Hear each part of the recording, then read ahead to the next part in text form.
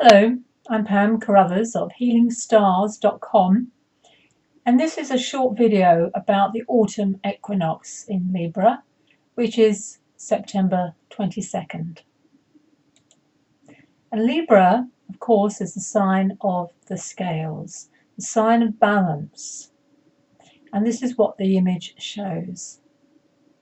So this is the time for us to become in balance. Now, the energy of balance is about relationship, because Libra is an air sign. Its symbol is the scales, as I've just shown you, and it's the seventh sign of the zodiac. The seventh house in astrology is the house of relationships, your magic mirror. And the sun is identity. As you can see in this card, it's the leader of the orchestra, the conductor of your orchestra, your inner leader. So some of those words are relevant, some aren't so much, but it's certainly to do with willpower, goals, creativity, success in our lives, and leadership. In Libra, as the card shows next to it, balancing. So the affirmation is about I balance. So I balance harmoniously, I balance diplomatically, I balance with partners, I balance artistically. And it's a cardinal sign. That means it's about action, because it's one of the 4 turning points of the year. The others, of course, are spring, summer, autumn now, and winter. So a change of season, a change of direction. That's what cardinal means. Now, Libra is governed by Venus. She's the goddess of love and relationships. And in Libra, Venus is about the arts, about diplomacy. She is the diplomat. She seeks to bring two sides together. And of course, the equinox is equal day and night. In the northern hemisphere, we're descending, we're going into darkness at this time of year. The southern, of course, will be the opposite. They're coming into their summer. Now, this is the chart for the autumn equinox, and it's set there with Aries on the left, symbolically. So you can see that we have, it's set for London, this chart, but you wouldn't know it. It doesn't matter where in the world.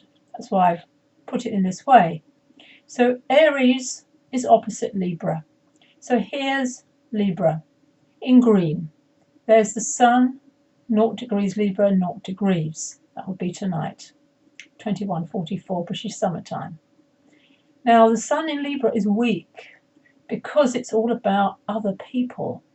The sun is a leader, and a leader wants to be out on their own. So that's why the sun is really strong when it's in the sign of Aries, a fire sign. But Libra is an air sign. So it also is making difficult, not bad, but not so easy aspects, like the dotted red line to Mars and also up to Venus. This is called a semi-square in astrology. So there's a tension going on. You might have felt this in your relationships over the last couple of days.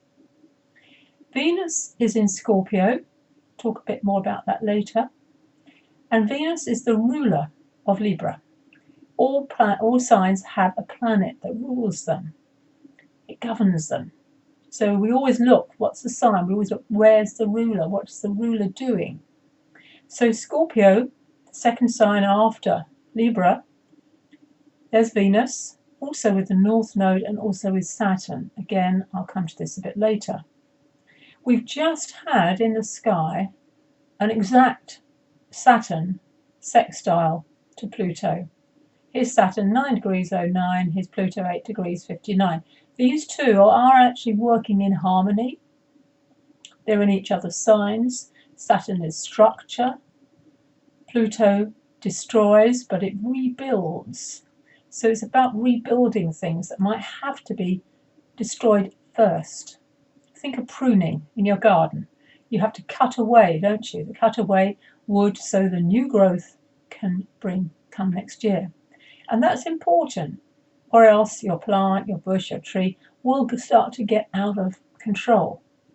So sometimes we do need to cut things down, cut things back in our lives. so new things can grow. Also, Pluto has just moved direct in the sky. That's a very slow change of direction from being retrograde the last 4 or 5 months. Now it's moving forward. And this is always a positive thing for all of us in the world. Pluto does represent power.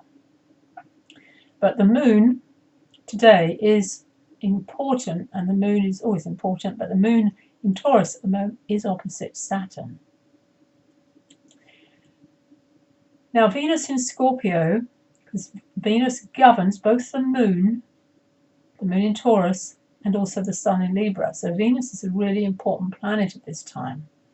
Venus is in Scorpio, moved there on September the 11th, and stays about 3 weeks in a sign until October the 7th. So if you're a Libran, or a Virgo for that matter, if you were born any time between those 2 dates, or will be born your birthday, you will have Venus in Scorpio for the year. And this is, you can see, Venus is the young woman. It's like our own hand mirror. The symbol looks like a mirror. It's about love, pleasure, relationships, and money. Not forgetting money. She likes Taurus, that's an earth sign, that's green. She also likes Libra, but she's now in Scorpio. Scorpio is desire. Scorpio is intense. Scorpio is about secrets, power, mysticism, intimacy. And the goddess here, I've chosen Pele. She is, of course, the goddess of the volcano in Hawaii, and she's to do with awakening.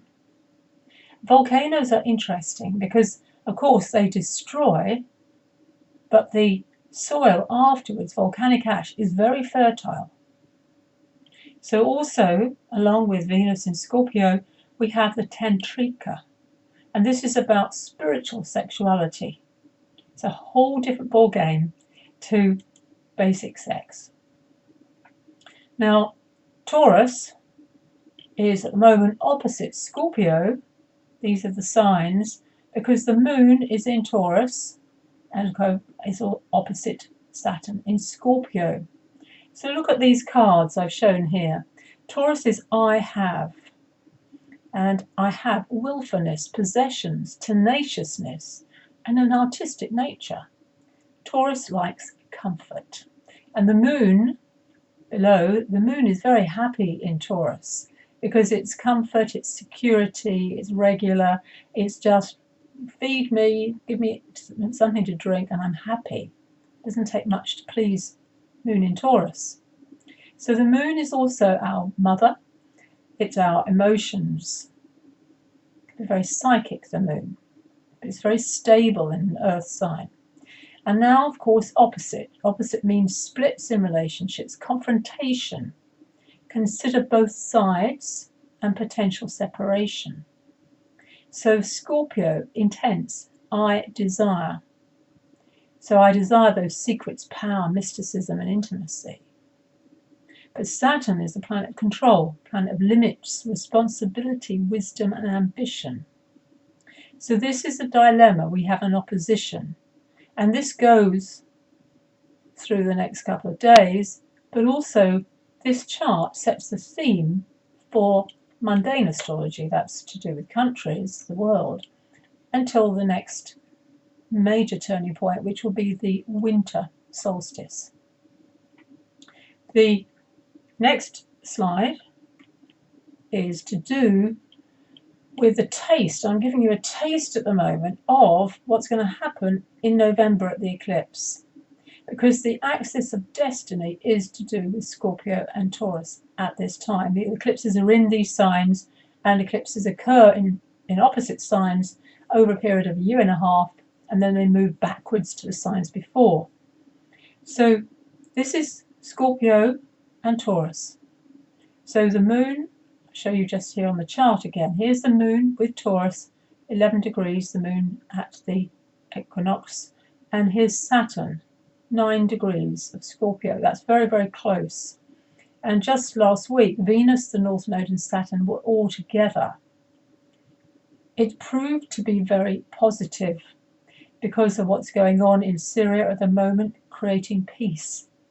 This is always Venus is always acting as a diplomat, even though she might be in Scorpio. But this is power play going on, and there are, of course, secrets and hidden agendas that we might not know about at this time. The axis of destiny is the need to integrate. The South Node, the Moon in Taurus, wants us to surrender and release what we possess, that's Taurus, and are holding on to. The card shows it very well. Old love, waiting for the phone to ring, so old flame, but also emotions or habits that we need to let go of. Taurus doesn't want to do that. Taurus likes to hold on to things. So this is a literal opposite, and so it's not an easy integration. On the other hand, the North Node, with Saturn and Venus in Scorpio, wants us to let go, because that's what Scorpio does, but let go of doubts and fears. That's Saturn. It's a scarcity principle. Saturn does create a lot of fear. There's not enough. But we want to take in and absorb. That's the North Node. What it's to do with a long story, but it's the North Node to take in and absorb. And that would be desire. That's what Scorpio is about. That's what Venus is about. But also Saturn wants mastery and it wants discipline. This, as I said, is just a prelude to the energy that will start to build, especially as, of course, the Sun moves into Scorpio, which it will do in a month's time. Just give you a taste here tonight. And then the affirmation. Always good to have affirmations. The tarot card to do with Libra is Justice. And that's the Justice card on the Rider-Waite on the left. And on the right you see Mart, who is the goddess to do with justice. You might know her story. She's weighing the soul after death. Is it as light as a feather that she holds in her right hand? And the left is holding the heart of the soul. So to keep in balance, in harmony. It's the affirmation, I am balanced and able to understand the outer manifestations of my inner issues, and subsequently take the correct actions with honor.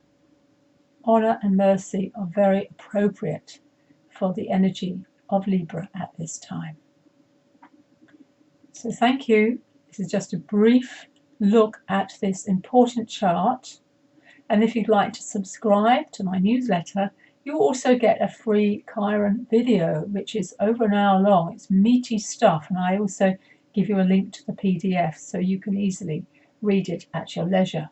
And my website is www.healingstars.com.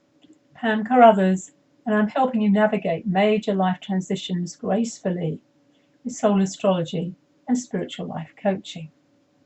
Thank you.